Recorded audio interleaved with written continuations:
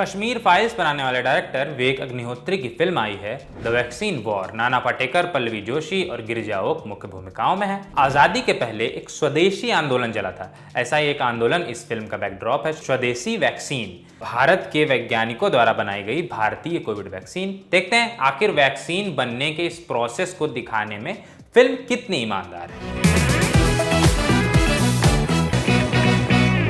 मैं आगे बढ़ूं उससे पहले जल्दी से वैक्सीन वॉर की कहानी बता देता हूं। फिल्म आईसीएमआर के डायरेक्टर रहे बलराम भार्गव की किताब गोइंग वायरल पर आधारित है। फिल्म में बलराम भार्गव किरदार भी प्रमुख है, मतलब उन्हीं का प्रमुख किरदार है, ये नाना पाटेकर ने निभाया है। कुछ भारतीय डॉक्टर और वैज्ञानिक हैं जो हमारे देश में ही वैक्सीन बना रहे हैं। उनके सामने कई तरह की कठिनाइयां आती हैं, उनसे कहा जाता है कि वो वैक्सीन नहीं बना पाएंगे, लेकिन उनका प्रण है कि प्रभावी वैक्सीन बनाएंगे, वो भी कम समय में। न्यूज़ चैनल, पोर्टल, जो भी आप उसे कहें, डेली वायर की साइंस एडिटर रोहिणी सिंह भारतीय वैक्सीन के लिए नकारात्मक माहौल बनाने की कोशिश करती हैं। बेसिकली रोहिणी को मीडिया के एक ऐसे धड़े के रूप में दिखाया गया है जो सरकार के खिलाफ है, और यहाँ वो सरकार के नहीं, कायदे से भारत देश के खिलाफ है। जैसा कि फिल्म का नाम है वैक्सीन वॉर, इसे वॉर की तरह ट्रीट किया गया है। फिल्म के म्यूजिक को भी उसी तरह से इस्तेमाल किया गया है। वैसा ही जोश भरने की कोशिश बलराम भार्गव अपनी टीम में करते हैं, जैसा सनी देओल ने बॉर्डर में किया था। कहने का मतलब है जिसे लड़ना है लड़ो, नहीं तो अभी मैदान छोड़कर भाग जाओ। अगर आप इसे बॉर्डर के साथ समकक्ष खड़ा करेंगे तो कई समानताएं मिलेंगी। जैसे इसे भी एक वॉर मूवी की तरह ट्रीट किया गया है। नाना पाटेकर के किरदार और अन्य किरदारों को काफी लाउड रखा गया है। फिल्म सत्य घटनाओं पर आधारित है। फिल्म में देशभक्ति का पुट काफी मात्रा में है। किसी फिल्म को अच्छी फिल्म बनाता है उसका विलन, माने हीरो के सामने कितना मजबूत विलन है। इस पिक्चर में 3 विलन हैं। एक तो स्वयं कोरोना वायरस, दूसरा विदेशी ताकतें और तीसरा मीडिया। जैसा कि हमने बताया कि मीडिया की नुमाइंदगी कर रही हैं रोहिणी सिंह, और वही फिल्म की मुख्य विलन है जो कि काफ़ी कमज़ोर है। उनके साथ कुछ और प्रमुख खलनायकों को खड़ा किया जाना चाहिए था। फिल्म में दिखाया गया है कि वो विदेशी ताकतों के कहने पर सब कुछ करती हैं। चूंकि ये सत्य घटनाओं पर आधारित फिल्म है, ऐसे में उनका एक मजबूत मोटिव पेश किया जाना चाहिए था कि वो ऐसा कर क्यों रही हैं, चाहे इसे फिक्शन तरीके से ही जोड़ा जाता।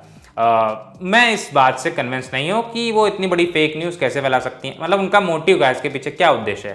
हालांकि फिल्म एक ऐसा मीडियम है जिसमें बहुत ज़्यादा लॉजिक नहीं ढूंढना चाहिए। बहरहाल फिल्म की एक अच्छी बात है कि आप इसमें दिखाए गए फैक्ट्स को झुठला नहीं सकते।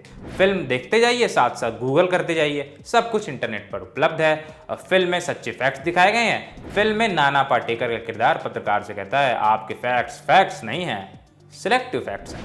कई लोग विवेक अग्निहोत्री पर भी यह आरोप लगा सकते हैं, लेकिन उन्होंने फेक कुछ नहीं दिखाया है, बस एक्सट्रीम दिखा दिया है। मेरी विवेक से भी यही शिकायत रहती है और अनुभव सिन्हा जैसे डायरेक्टर से भी यही शिकायत रहती है। वो दिखाते फैक्ट हैं, लेकिन इसमें आर्ट ऑफ बैलेंस थोड़ा सा पीछे रह जाता है। साथ ही वैक्सीन वॉर में इतने ज़्यादा तथ्य दिखा दिए गए हैं कि एक समय के बाद फिल्म इमोशनल कम फैक्चुअल ज़्यादा लगने लगती है। फिल्म लाउड है वो अलग बात है, लेकिन बहुत ऑब्वियस भी है।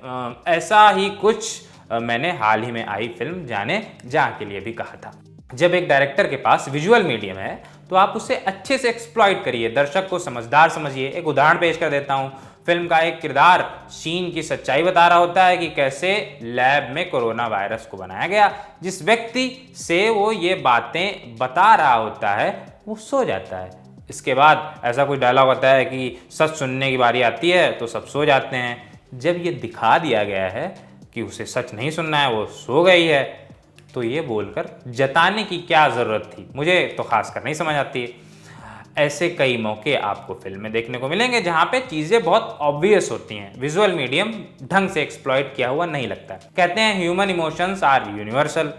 फिल्म इमोशंस का इस्तेमाल करने की भरपूर कोशिश भी करती है। कुछ जगहों पर ये सहज लगता है, जैसे एक जगह जब बलराम भार्गव का किरदार चॉकलेट देता है, या फिर जब फ्रस्ट्रेटेड प्रिया को एक बच्चा गुलाब देता है। फिल्म ऐसे कई प्यारे क्षण पैदा करती है, लेकिन कई जगहों पर इमोशन ज़बरदस्ती घुसेड़े गए लगते हैं।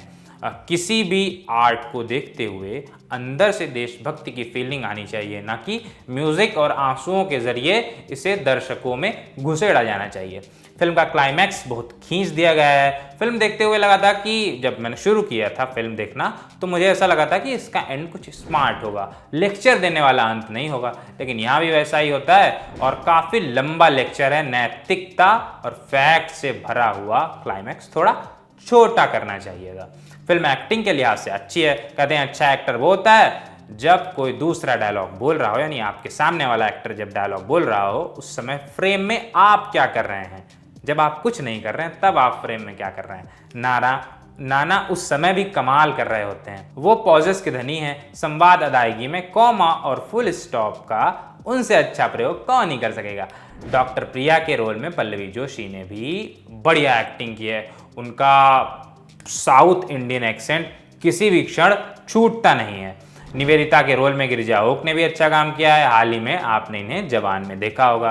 रोहिणी सिंह का किरदार निभाया है राइमा सेन ने। उनको फिल्म में ठीक ठाक स्क्रीन टाइम मिला है। उन्होंने इसका फायदा भी उठाया है। थोड़ा इस किरदार से वैम्प वाली फीलिंग आती है, वैम्प वाली वाइब आती है। राइमा इसे निभाने में सफल भी रही हैं। उन्होंने इसके अलावा जितने भी उनके अलावा जितने एक्टर हैं सब ने यथोचित काम किया है। हाँ, सभी की एक्टिंग थोड़ा सा लाउड है, लेकिन इसमें उनकी कोई खास गलती है नहीं। उनसे जो डायरेक्टर ने कहा होगा उन्होंने वैसा किया है। कई लोग फिल्म देखने के बाद कहेंगे कि वैक्सीन वॉर एक खास नैरेटिव है, इसका एक खास नैरेटिव है। सभी फिल्मों का होता है, हर फिल्म मेकर अपने तरीके से फिल्म बनाता है, इसमें कोई खास दिक्कत है नहीं, होनी भी नहीं चाहिए। लेकिन फिल्म सिनेमाई तौर पर रीच होनी चाहिए, जो कि वैक्सीन वॉर नहीं है। बाकी निर्णय आपका है। फिल्म देखना चाहते हैं या नहीं देखना चाहते हैं। आज की रिव्यू में इतना ही। मैं हूं अनुभव और आप देख रहे थे दिल एंड टॉप, और कैमरे के पीछे मेरे साथी थे जतिन। शुक्रिया।